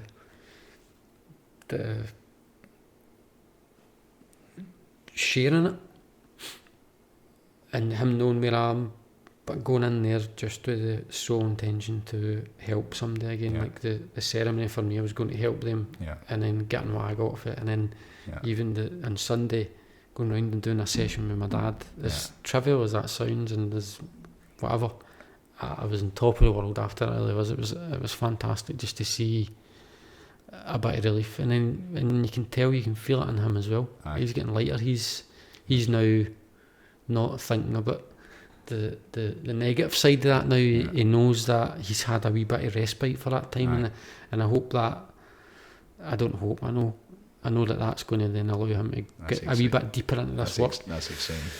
And find relief for himself, innit? Because listen, that's what we're all after. Every single person is as much stuff as we've got going on in the world now, and the littlest. I heard somebody online the other day talking about micro traumas, and maybe it could be anything. Yeah. But this stuff, this work that we're doing, the meditation, the breathing, it really does help. And just being able, it's now, like I said earlier, it feels like 100% strike rate is anybody that comes in with, and now this is a big thing I think as well, is you get to that place where you're intentionally going in looking for healing or relief. That's maybe the cry for help, if you will, to get around this work. I don't know if that stuff needs to happen to you, or if it needs to get to a point where even a certain place you're then seeking that. The bones of your arse is not a good place to be. You know, it's not for the faint of heart. You know, when you're looking at going right, because the changes need made. I think that's the biggest challenge. People actually having to do stuff, doing the work required. Which once you get into it and know how it goes together, it's not actually work, and it becomes, as you know, it's like a way of life. But in the beginning, to think like that, taking responsibility and actually getting it for yourself, and then you look at the dependency that's on the medications or the addictions or the, it's no easy. It's no easy. I think again, going back to what I said earlier about this series of podcasts you've done this year, for me it's just been great, and I think I've had the lead. I've probably put more hours into watching the clips than anybody else or the podcast, looking for pulling wheels from it. But being able again to know that it's not just me that's experienced that, it's yourself. You said someone at one of the nights about family and how that you felt. I don't know if you actually said you felt a bit of guilt, how you weren't really there for your kids as much as you would have liked to be, and I feel that as well. Because of the healing journey you're on yourself and like preoccupied with your own stuff. Absolutely. Yeah. But now, seeing that again, your perspective changes all the time with doing this work. You see stuff from, it needed to happen that way so that you could get to where you are today, and now you know that it's essential for you to do your meditation or your breath work in the morning, because you know how that's going to affect their day and what you're bringing to 100%. The house, the family, work colleagues, everyday people, just every single interaction. It's just, it's fantastic. Tend to the self, everything gets better. And there's something about that. I mean, I remember way back, it was like service to many leads to greatness. And you think that greatness is what you're going to get for it, but it's there's that feeling of like being able to help. That's why, I mean, I still like the experience, the free stuff, where you're actually just the gift to be it. There's nothing like it. There's nothing like being able to help another human being and want nothing back for yourself. That's the real greatness you get for it. That feeling you get. That's a feeling. What a currency it is. It's beautiful. It's powerful stuff. So what's next? Driving range for the winter time. Get your shit together for me. Hammering you next spring. Is that plan A? I think I'd take the winter off and give you a chance next year. You might do, yeah. The way my bag's been out. No, what's next? So. Another thing that should be mentioned is like, not just, it just makes everything, like my golf game this year, honestly. So tell us about your golf, because sports is something that obviously because of my thingy, but it's one of the ones, everything gets better. Yeah. And you think of the breath work with any sports and the significance of breathing properly, managing your nervous system, the fight before the fight, and golf, as we both know, I mean, you talk about a test on every level in terms of your state and being in the moment and dealing with adversity, and when you've just whacked out of bounds when you're one under your handicap, it's like how you what a test. All that stuff, and I think golf is the absolute ultimate game for that. Golf to show you where you are. To show you where you are, for sure. We said it earlier on, I don't know if it was on the podcast or not, but the golf is how aligned the person is. Like the winner, 100%. So the start of the year for me was, I joined a new club. I had to get a handicap again this season. And just, I don't know. So this your first year kind of getting back into like handicap and proper playing again? Yeah, for a couple of years anyway, and at the start, I don't know.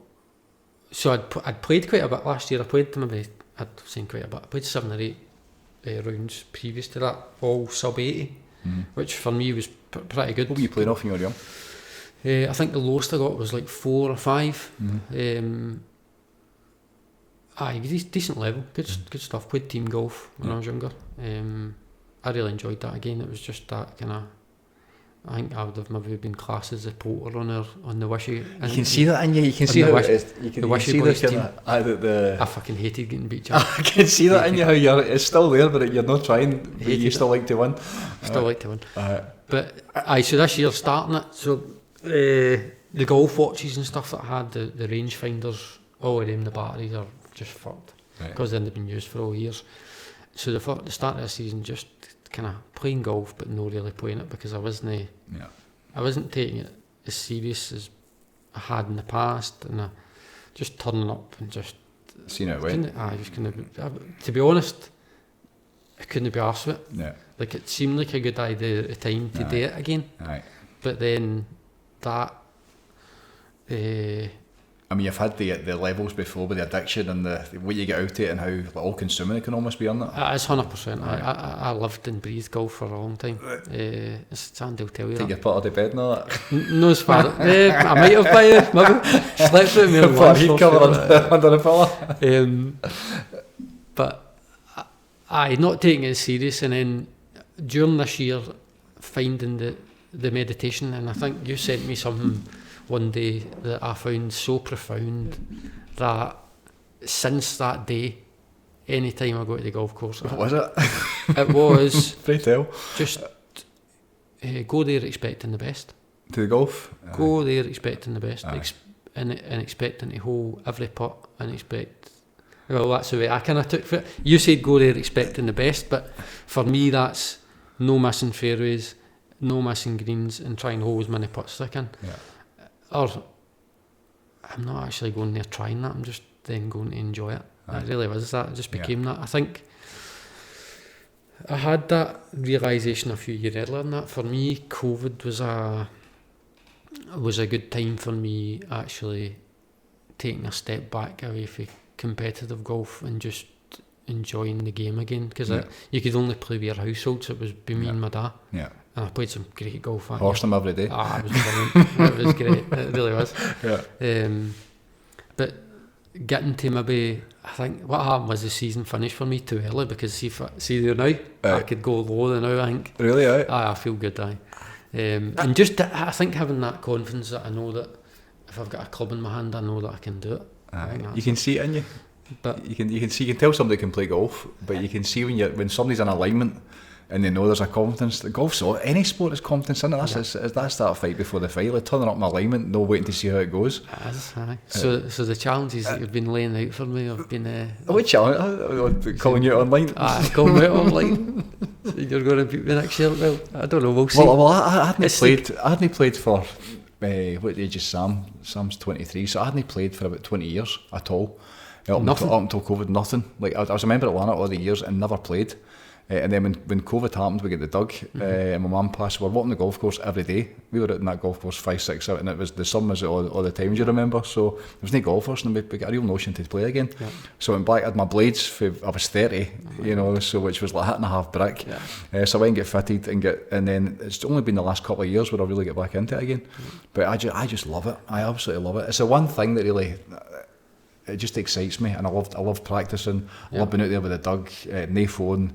I love the games that you get, the competition. I love the test for yourself. It's like, what a game it is. Well, I think one of the things I really love about golf is the getting away from the phone for sure, but when you're actually on a golf course, it's like you're totally disconnected from the rest of the world.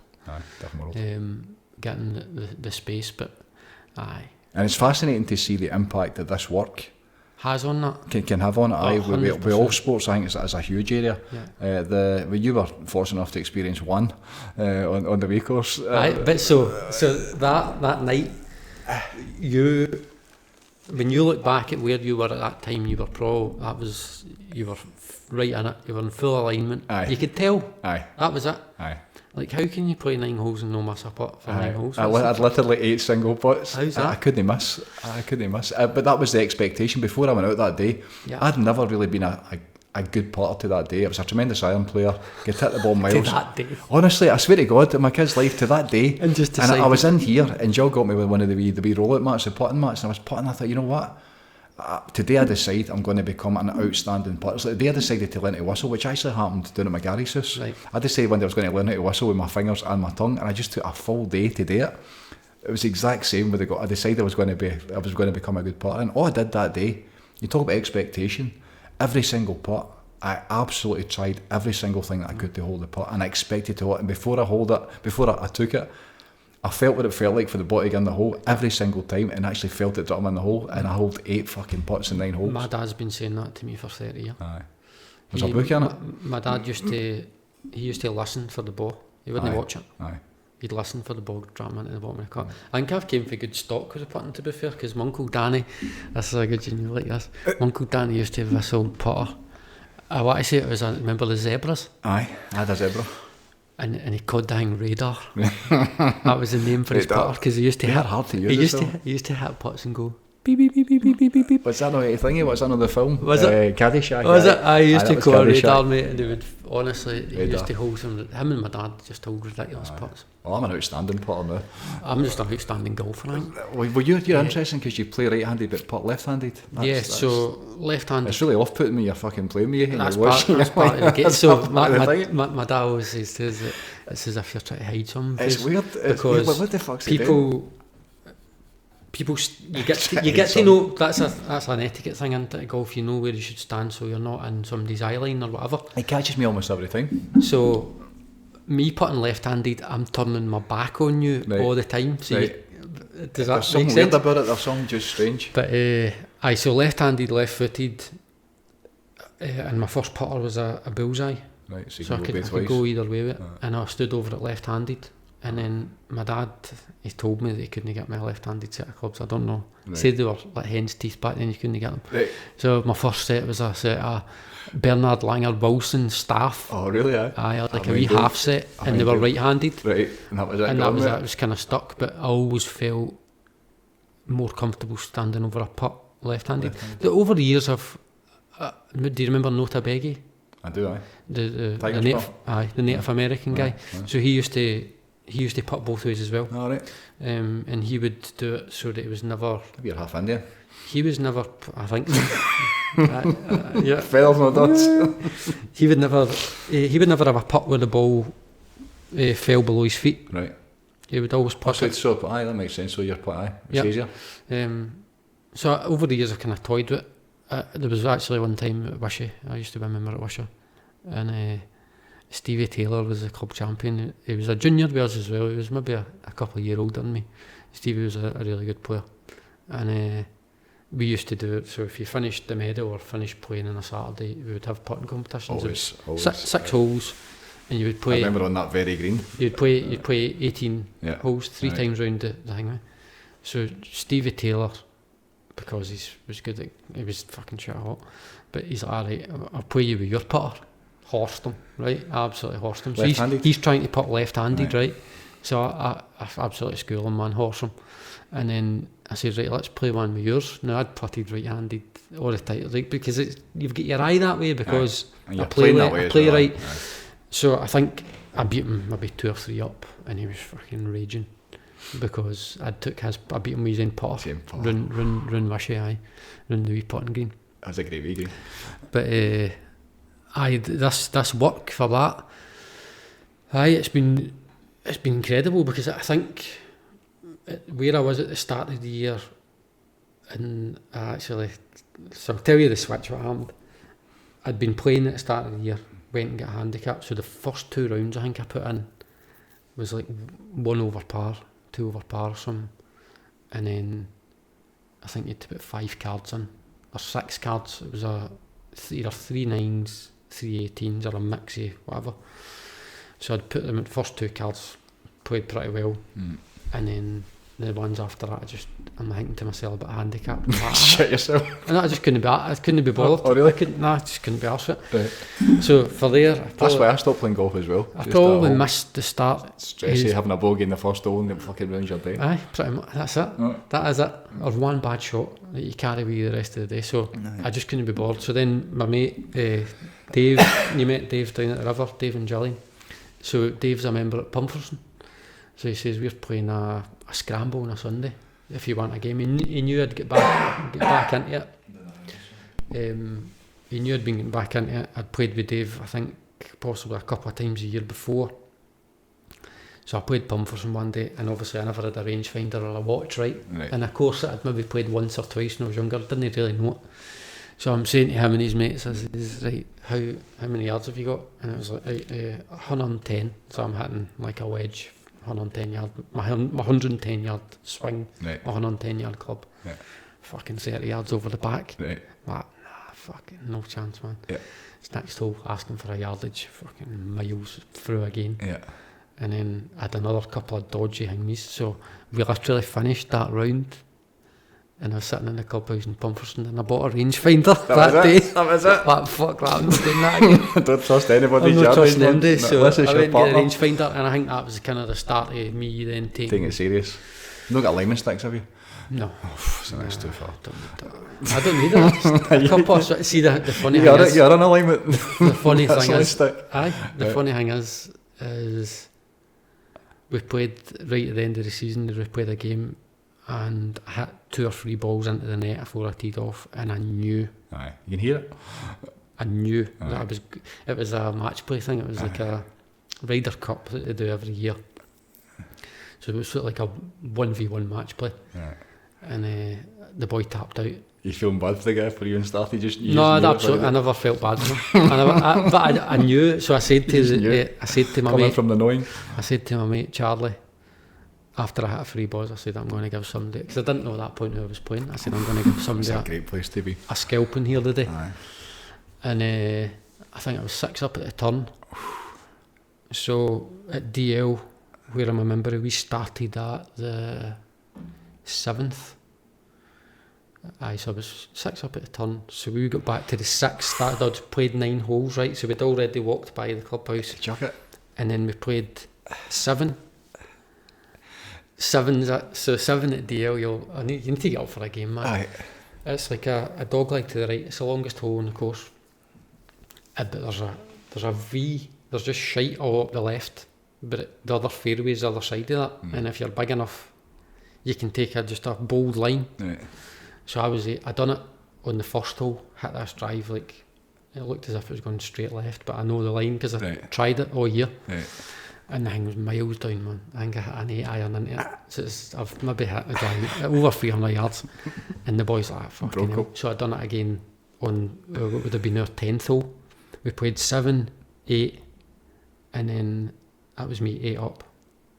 And he says to me, keys. He says, I don't really want to fucking walk by the clubhouse again. Is that us done? I'm like, aye, fair enough, mate. Nice. No Put my bag in the motor. So I like that change in the golf this year. I think it was just a level of, and I said in here on Boys Club on a Monday night, just a level of calm over me that I'd never had before. And then going there just expecting and knowing that I don't want to say I'm going to play good every time I go, but I'm Aye. Well, it's that alignment. It doesn't actually even matter. It's separate for the outcome.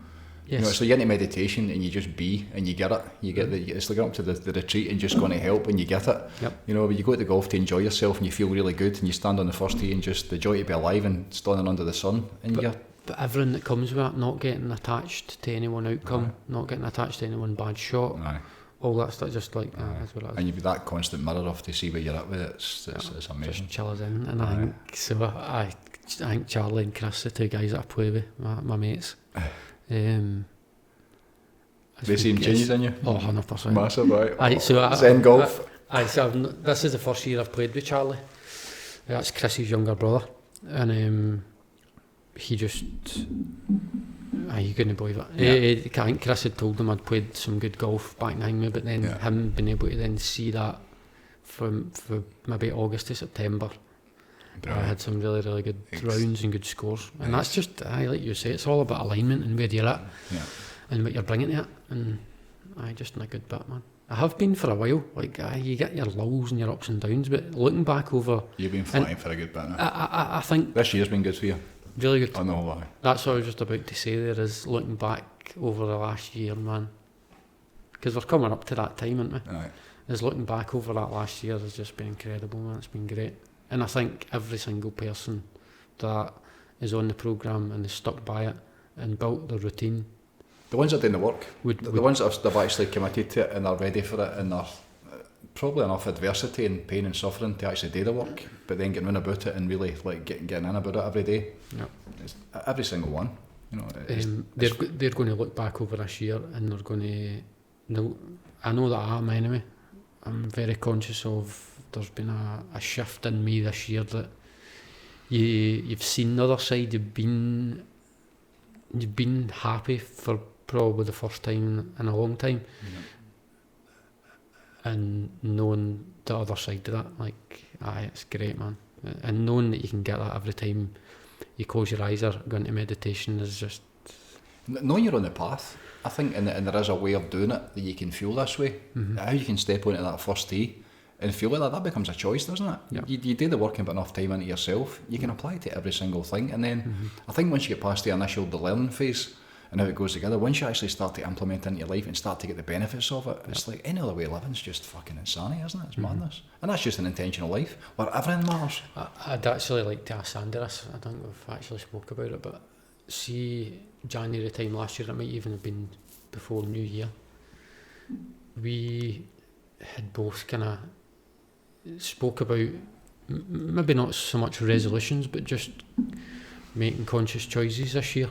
And one of them was just like about finding a community. I didn't know what that looked like, whether it be like taking up a hobby together or going back to a yoga class and just having that people, but then finding this stuff. for the two years has been great. It's been really, really good. Something so powerful about that, you know, being in it with as a couple, you know, together and having the awarenesses to see what and both being on your own journeys, and that's fucking wonderful. It's a great place to be. And then your kids, the benefit you know, going forward, and I'm just excited. I think I'm excited about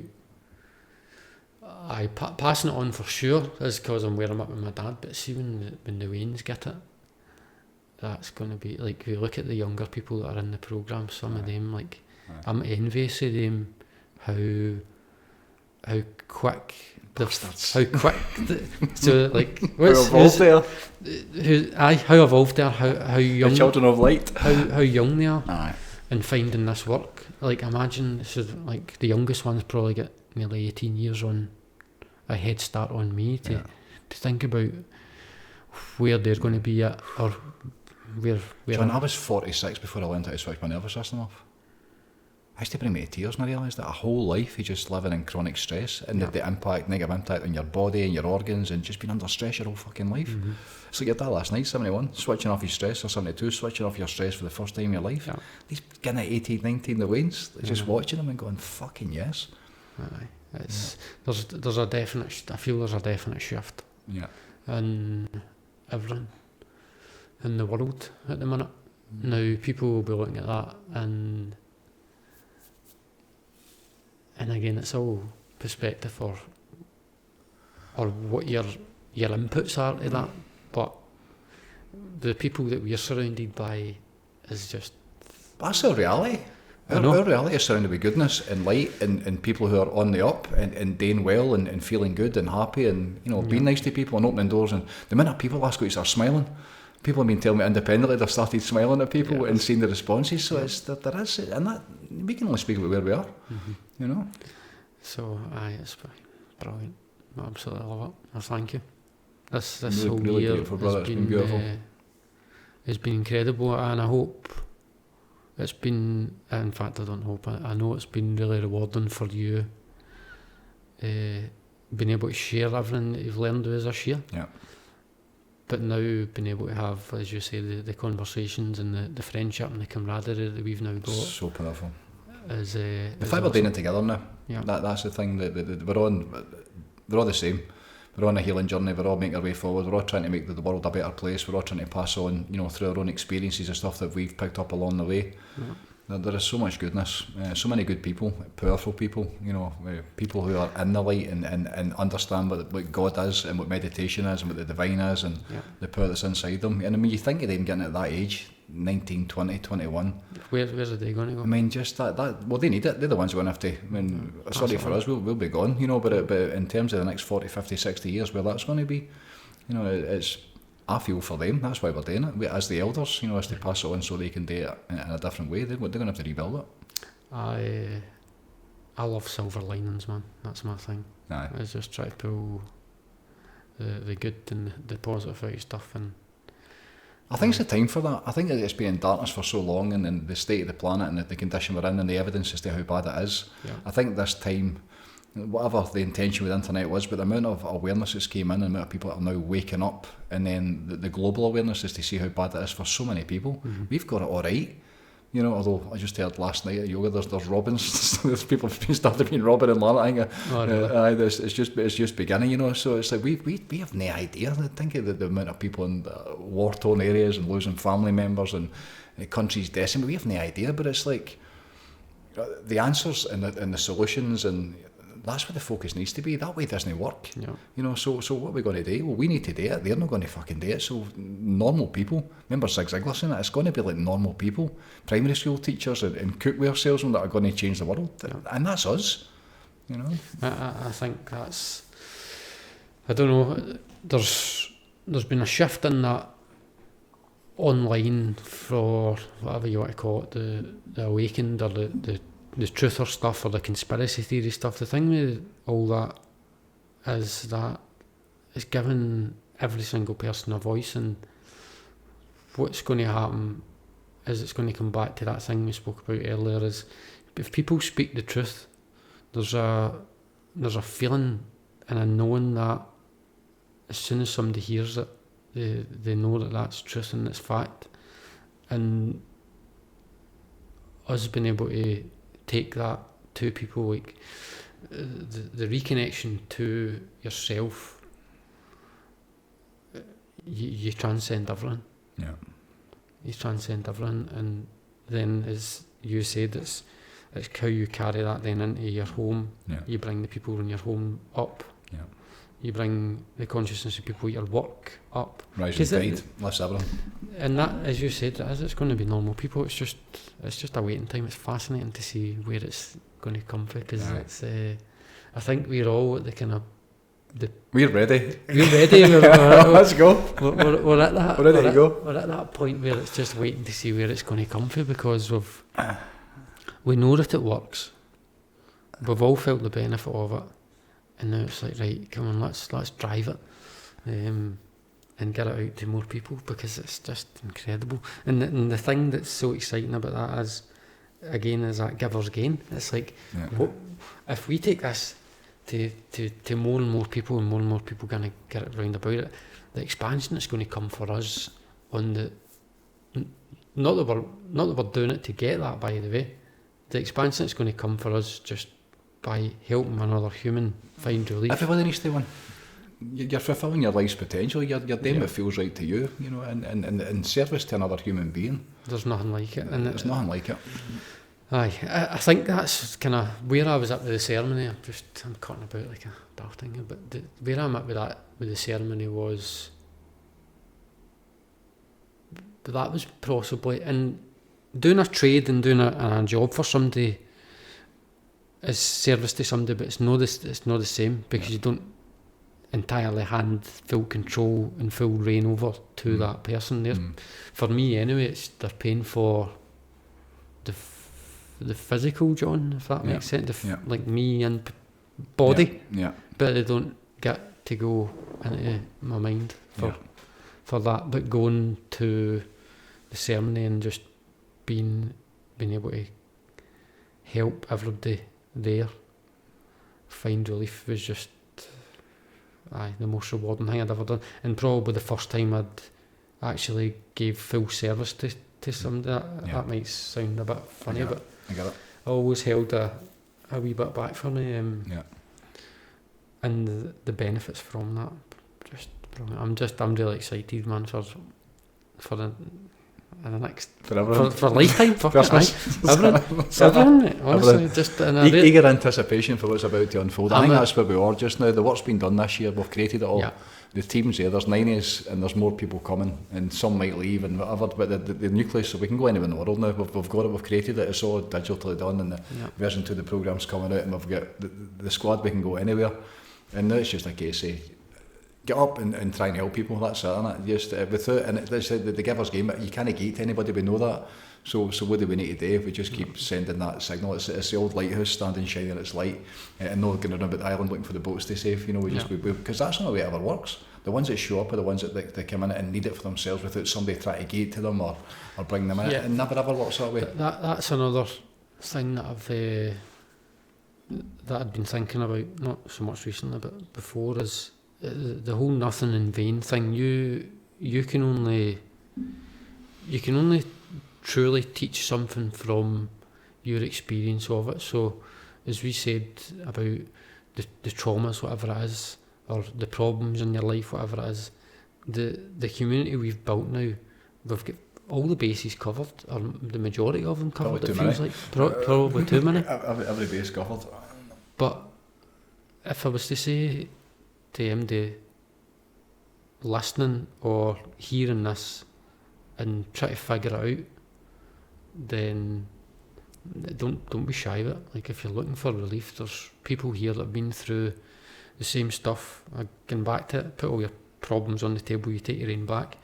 We've been through it all, and it's now just about sharing that with other people and letting people know that they're not alone, because I think that's a big thing as well, Jim. It really is. People suffering in silence, not thinking that they're the only person that feels that way, or has felt that emotion, or has thought that thought.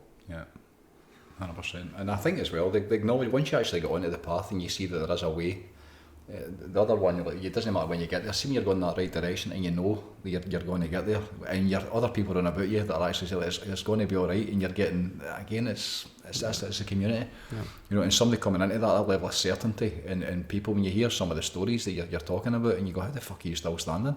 You know, but and not just standing, but they're standing there like beaming, you know, and glowing and transcending whatever it was, you know. So it doesn't matter what it is with anything. It doesn't matter what it is. There's always a way, you know. Aye, good stuff. Should we call it there? I think so. Aye. Thank you very much. Thanks for your time. John. It's been an absolute honour. I'm looking Thank you forward for to keeping this going with the other members as well, and then, you know, bringing in even getting the groups in and shooting the shit. There's definitely one for Boys Club. I think there's one. I was thinking about this as well. Our golf match will be like fucking Phil Mickelson and Tiger. I think the match will be televised. Pay-per-view it, man. Oh God. We'll pay-per-view it. And it's all. It's not. This is the wee course, it's not the big course. Anyone you want. Anyone. But it's going to be. It's not a game of golf. It's about testing how aligned you are. That's what it is. We can get heart rate more to see if your heart goes above 45. John Maguire. Close your eyes. Thank you. Glad to see you, my brother. Love Thank you, John. God bless. On and up. Awesome. Take it easy. Peace out. Bye for now. Thank you.